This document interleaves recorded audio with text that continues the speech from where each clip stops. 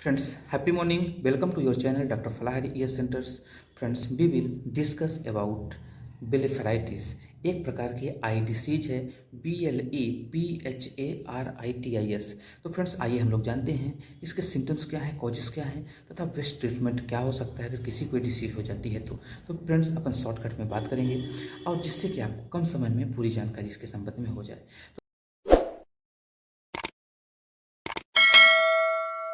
तो फ्रेंड्स, इसका जो कारण होता है, जो सबसे महत्वपूर्ण कारण होता है, वो एक प्रकार का एलर्जी ही अपन कह सकते हैं, एक प्रकार का बैक्टीरियल इन्फेक्शन भी अपन कह सकते हैं और एक प्रकार का सीजनल डिसीज भी इसको अपन कह सकते हैं। ये आंखों से संबंधित बीमारी है जिसमें जो आई लीड होती है, जिसको अपन प्लग बोलते हैं फ्रेंड्स, इसमें बहुत ज़्यादा इन्फ्लेमेशन आ जाता है विथ रेडनेस, यानी कि लाल कलर के चकत्ते भी पड़ना शुरू हो जाते हैं, उसके बाद चेहरे में भी आना शुरू हो जाते हैं। इसमें फ्रेंड्स होता क्या है कि जो म्यूकस मेम्ब्रान होता है, स्पेशली जैसे जो नोक के जो छिद्र है वो क्या होता है, नरोइस हो जाते हैं, यानी कि पतले छिद्र पड़ जाते हैं, जिससे कि सांस लेने में भी दिक्कत होना शुरू हो जाती है। पेशेंट को बहुत ज़्यादा आंखों में बर्निंग सेंसेशन महसूस होता है, इचिंग होती है।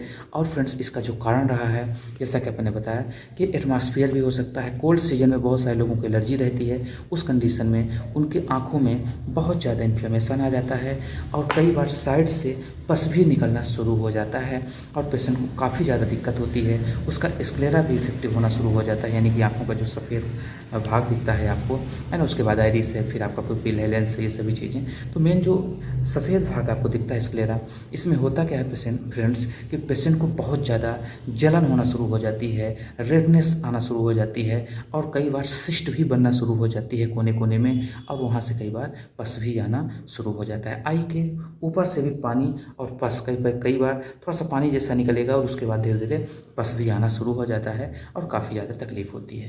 तो कोल्ड सीजन में स्पेशली जब ठंड हवा चलती है या कि ड्राइनेस जब बहुत ज़्यादा हवा चलती है, उस कंडीशन में पपड़ी जैसी एक लेयर भी पड़ जाती है। ध्यान रखिएगा फ्रेंड्स, आँखों के ऊपर एक लेयर पड़ जाती है, पपड़ी पड़ जाती है, उस कंडीशन को अपन ब्लेफराइटिस कहते हैं। आगे हम बात करते हैं फ्रेंड्स कि अगर किसी को डिसीज हो गई तो हम कैसे उसको बेस्ट ट्रीटमेंट कर सकते हैं। सबसे पहले फ्रेंड्स, आपको A2C5 और GE+BE को कंप्रेस करना है, हॉट कंप्रेस करना है। थोड़ा गर्म पानी कर लें, पानी को बॉयल कर लें, इसका D3 डाइल्यूशन को थोड़ा थोड़ा 5-5 बूंद आप डाल लीजिए कप में और उसको एक कॉटन ले लीजिए और चारों तरफ से आपको कंप्रेस करना है। दिन में 3 से 4 बार आप इसको कीजिए। इस तरीके से अगर आप 7 से 15 दिन तक कर देते हैं तो उसमें पेशेंट को आराम हो जाएगा। अब ये तो हो गया एक्सटर्नल एप्लीकेशन के लिए। अब पेशेंट को अपन को देना भी है जो उसका इंटरनल जो फंक्शन है वो ठीक हो, उसका जो ब्लड है, जो ब्लड में इन्फेक्शन है उसको वो ठीक करे और सेल्स के ऊपर और स्किन के ऊपर भी वो काम कर सके। उसके लिए अपन S1, S12, C1, A2 और A3 को अपन उनको अल्टरनेट करके देते हैं। इसका जो D3 डाइल्यूशन लीजिए, 100 ml बॉटल में लीजिए, उसमें से पानी डालिए, 50 स्टॉक दीजिए और पेशेंट को आप अल्टरनेट इनको पिला सकते हैं कि एक साथ भी आप मिला के दे सकते हैं फ्रेंड्स। इसके साथ साथ अगर पेशेंट को बहुत ज़्यादा अगर शुरू में पस आ रहा हो तो आपको GE और BE देना है, यानी कि ग्रीन इलेक्ट्रिसिटी और ब्लू इलेक्ट्रिसिटी। पस बंद हो गया हो और यानी कि आप समझ सकते हैं कि सेक्रेशन बंद हो गया हो, उस कंडीशन में आपको S4 और RE को मिक्स करके कंप्रेस करना है। यानी कि फिर आपको जब पस आना बंद हो जाए या कि जो उसका पानी आता है और जो पपड़ी है वो ख़त्म हो जाए, उसके बाद आपको S4 और RE का कंप्रेस करना है, हॉट कंप्रेशन देना है।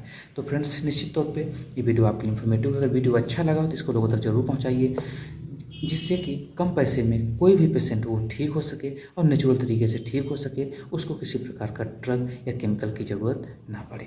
तो उम्मीद करते हैं फ्रेंड्स कि आप सब इसका सही उपयोग करेंगे। मिलेंगे न्यू वीडियो के साथ, तब तक के लिए नमस्कार, बाय बाय।